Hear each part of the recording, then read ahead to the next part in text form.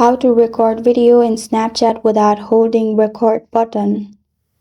Hi everyone, it's Sophia to assist you today without any delay. Let's jump right in. First, open Snapchat.